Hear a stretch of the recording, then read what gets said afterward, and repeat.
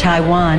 Europe 1, bonjour. Europe 1, 7h-5. La revue de presse internationale, nous partons d'abord en Corée du Sud. Bonjour Chloé Bourgnon. Bonjour. Correspondante d'Europe 1 à Séoul. Alors pendant que nous réfléchissons effectivement à étendre la semaine de 4 jours, les Sud-Coréens, eux, ils font le chemin inverse. De quoi est-il question dans la presse du pays ? Du choix de Samsung de faire travailler ses cadres coréens 6 jours sur 7. Le Korea Economic Daily annonce que le groupe fait le choix de passer à la semaine de 6 jours pour faire face à une situation d'urgence. Le géant coréen craint l'augmentation des incertitudes commerciales liées notamment à la perte de valeur de la monnaie coréenne et à la hausse du prix du pétrole. Les cadres de l'entreprise vont donc devoir travailler 6 jours par semaine pour tenter d'enrayer la crise. Certains le font déjà volontairement depuis le début de l'année. Le Korea Herald, quotidien anglophone, s'interroge « Est-ce que la semaine de 6 jours peut aider Samsung face à la crise ?» Selon l'article, ceux qui s'opposent à ce choix le trouvent daté et inefficace à l'heure où les autres entreprises de la tech choisissent plutôt la semaine de 4 jours. Nous sommes maintenant aux États-Unis avec vous, Aviva Fried. Vous êtes à Los Angeles pour Europe 1. Alors qu'est-ce qui fait la une des journaux américains ? Alors, c'est la nouvelle politique d'un restaurant qui met les médias en alerte.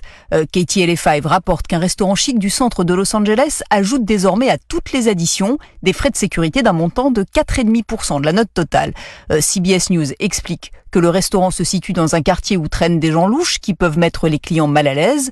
Mais le Hollywood Reporter, lui, y voit plutôt une énième déclinaison d'une tendance à rajouter des frais aux additions, par exemple pour les dépenses de santé des employés, frais qui serviraient en fait, selon la publication, à maintenir les marges affectées par la crise économique. Los Angeles Magazine déplore que ces frais supplémentaires fassent encore monter des additions qui atteignent souvent plus de $100 par personne, excluant de fait les plus modestes.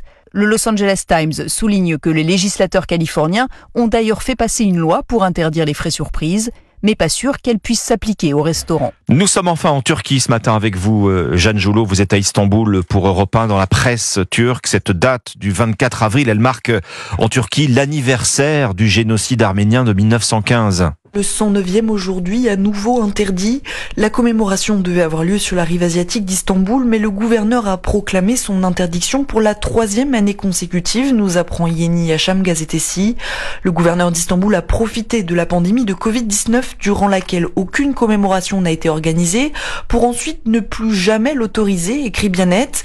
Journal dans lequel la plateforme de commémoration du 24 avril, à l'origine de la cérémonie, dénonce une mesure antidémocratique.